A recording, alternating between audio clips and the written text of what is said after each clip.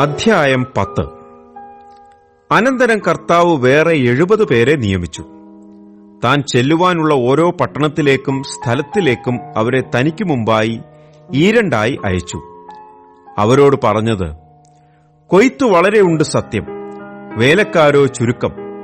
ആകയാൽ കൊയ്ത്തിന്റെ യജമാനനോട് തന്റെ കൊയ്ത്തിന് വേലക്കാരെ അയക്കേണ്ടതിന് അപേക്ഷിപ്പിൻ. പോകുവിൻ, ചെന്നായ്ക്കളുടെ നടുവിൽ കുഞ്ഞാടുകളെപ്പോലെ ഞാൻ നിങ്ങളെ അയക്കുന്നു. സഞ്ചിയും പൊക്കണവും ചെരുപ്പും എടുക്കരുത്. വഴിയിൽ വച്ച് ആരെയും വന്ദനം ചെയ്യുകയുമരുത്. ഏതു വീട്ടിലെങ്കിലും ചെന്നാൽ ഈ വീട്ടിന് സമാധാനം എന്ന് ആദ്യം പറവിൻ. അവിടെ ഒരു സമാധാനപുത്രൻ ഉണ്ടെങ്കിൽ നിങ്ങളുടെ സമാധാനം അവന്മേൽ വസിക്കും. ഇല്ലെന്നു വരികിലോ നിങ്ങളിലേക്ക് മടങ്ങിപ്പോരും. അവർ തരുന്നത് തിന്നും കുടിച്ചും കൊണ്ട് ആ വീട്ടിൽ തന്നെ പാർപ്പിൻ. വേലക്കാരൻ തന്റെ കൂലിക്ക് യോഗ്യനല്ലോ. വീട്ടിൽ നിന്ന് വീട്ടിലേക്ക് മാറിപ്പോകരുത്.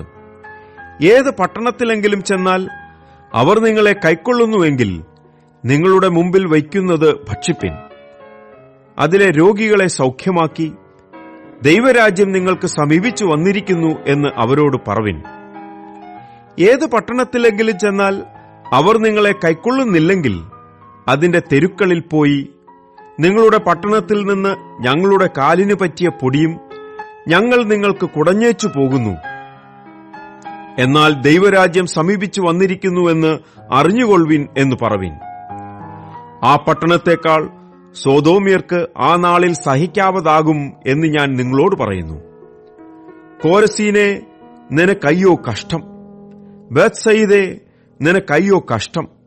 നിങ്ങളിൽ നടന്ന വീര്യപ്രവൃത്തികൾ സോരിലും സീദോനിലും നടന്നിരുന്നുവെങ്കിൽ അവർ പണ്ടുതന്നെ രട്ടിലും വെണ്ണീറിലുമിരുന്ന് മാനസാന്തരപ്പെടുമായിരുന്നു.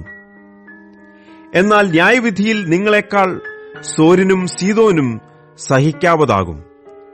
നീയോ കഫർന്നഹൂമേ, സ്വർഗത്തോളം ഉയർന്നിരിക്കുമോ? നീ പാതാളത്തോളം താണുപോകും. നിങ്ങളുടെ വാക്ക് കേൾക്കുന്നവൻ എന്റെ വാക്ക് കേൾക്കുന്നു, നിങ്ങളെ തള്ളുന്നവൻ എന്നെ തള്ളുന്നു, എന്നെ തള്ളുന്നവൻ എന്നെ അയച്ചവനെ തള്ളുന്നു. ആ 70 പേർ സന്തോഷത്തോടെ മടങ്ങിവന്നു. കർത്താവേ, നിന്റെ നാമത്തിൽ ഭൂതങ്ങളും ഞങ്ങൾക്ക് കീഴടങ്ങുന്നു എന്ന് പറഞ്ഞു. അവൻ അവരോട്, സാത്താൻ മിന്നൽ പോലെ ആകാശത്തുനിന്ന് വീഴുന്നത് ഞാൻ കണ്ടു. പാമ്പുകളെയും തേളുകളെയും ശത്രുവിന്റെ സകല ബലത്തെയും ചവിട്ടുവാൻ ഞാൻ നിങ്ങൾക്ക് അധികാരം തരുന്നു. ഒന്നും നിങ്ങൾക്കൊരിക്കലും ദോഷം വരുത്തുകയുമില്ല. എങ്കിലും ഭൂതങ്ങൾ നിങ്ങൾക്ക് കീഴടങ്ങുന്നതിലല്ല, നിങ്ങളുടെ പേർ സ്വർഗത്തിൽ എഴുതിയിരിക്കുന്നതിലത്രേ സന്തോഷിപ്പിൻ.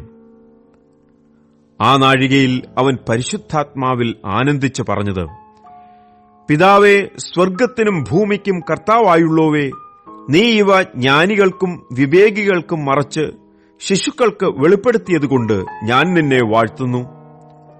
അതേ പിതാവേ, ഇങ്ങനെ നിനക്ക് പ്രസാദം തോന്നിയല്ലോ. എന്റെ പിതാവ് സകലവും എങ്കൽ ഭരമേൽപ്പിച്ചിരിക്കുന്നു. പുത്രൻ ഇന്നവനെന്ന് പിതാവല്ലാതെ ആരും അറിയുന്നില്ല. പിതാവ് ഇന്നവനെന്ന് പുത്രനും പുത്രൻ വെളിപ്പെടുത്തിക്കൊടുപ്പാൻ ഇച്ഛിക്കുന്നവനുമല്ലാതെ ആരും അറിയുന്നതുമില്ല. പിന്നെ ശിഷ്യന്മാരുടെ നേരെ തിരിഞ്ഞ്, നിങ്ങൾ കാണുന്നതിനെ കാണുന്ന കണ്ണ് ഭാഗ്യമുള്ളത്. നിങ്ങൾ കാണുന്നതിനെ കാണുവാൻ ഏറിയ പ്രവാചകന്മാരും രാജാക്കന്മാരും ഇച്ഛിച്ചിട്ടും കണ്ടില്ല. നിങ്ങൾ കേൾക്കുന്നതിനെ കേൾപ്പാൻ ഇച്ഛിച്ചിട്ടും കേട്ടില്ല എന്ന് ഞാൻ നിങ്ങളോട് പറയുന്നു എന്ന് പ്രത്യേകം പറഞ്ഞു. അനന്തരം ഒരു ന്യായശാസ്ത്രി എഴുന്നേറ്റ്, ഗുരോ, ഞാൻ നിത്യജീവൻ അവകാശിയായി തീരുവാൻ എന്തു ചെയ്യണം എന്ന് അവനെ പരീക്ഷിച്ച് ചോദിച്ചു. അവൻ അവനോട്, ന്യായപ്രമാണത്തിൽ എന്തെഴുതിയിരിക്കുന്നു? നീ എങ്ങനെ വായിക്കുന്നു എന്ന് ചോദിച്ചതിന് അവൻ, നിന്റെ ദൈവമായ കർത്താവിനെ നീ പൂർണ്ണ ഹൃദയത്തോടും പൂർണ്ണാത്മാവോടും പൂർണ്ണ ശക്തിയോടും പൂർണ്ണ മനസ്സോടും കൂടെ സ്നേഹിക്കണമെന്നും കൂട്ടുകാരനെ നിന്നെപ്പോലെ തന്നെ സ്നേഹിക്കണമെന്നും തന്നെ എന്ന് ഉത്തരം പറഞ്ഞു. അവൻ അവനോട്, നീ പറഞ്ഞ ഉത്തരം ശരി, അങ്ങനെ ചെയ്യുക, എന്നാൽ നീ ജീവിക്കും എന്ന് പറഞ്ഞു. അവൻ തന്നെത്താൻ നീതീകരിപ്പാൻ ഇച്ഛിച്ചിട്ട് യേശുവിനോട്, എന്റെ കൂട്ടുകാരൻ ആർ എന്ന് ചോദിച്ചതിന് യേശു ഉത്തരം പറഞ്ഞത്, ഒരു മനുഷ്യൻ യെരുശലേമിൽ നിന്ന് യെരീഹോവിലേക്ക് പോകുമ്പോൾ കള്ളന്മാരുടെ കയ്യിലകപ്പെട്ടു. അവർ അവനെ വസ്ത്രമഴിച്ചു മുറിവേൽപ്പിച്ച് അർദ്ധപ്രാണനായി വിട്ടേച്ചുപോയി. ആ വഴിയായി യദൃച്ഛയാ ഒരു പുരോഹിതൻ വന്ന് അവനെ കണ്ടിട്ട് മാറി കടന്നുപോയി. അങ്ങനെ തന്നെ ഒരു ലേവ്യനും ആ സ്ഥലത്തിലെത്തി അവനെ കണ്ടിട്ട് മാറി കടന്നുപോയി.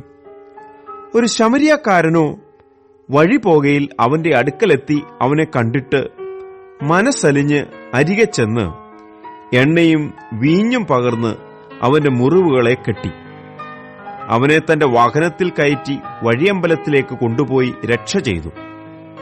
പിറ്റേനാൾ അവൻ പുറപ്പെടുമ്പോൾ 2 വെള്ളിക്കാശെടുത്ത് വഴിയമ്പലക്കാരന് കൊടുത്തു.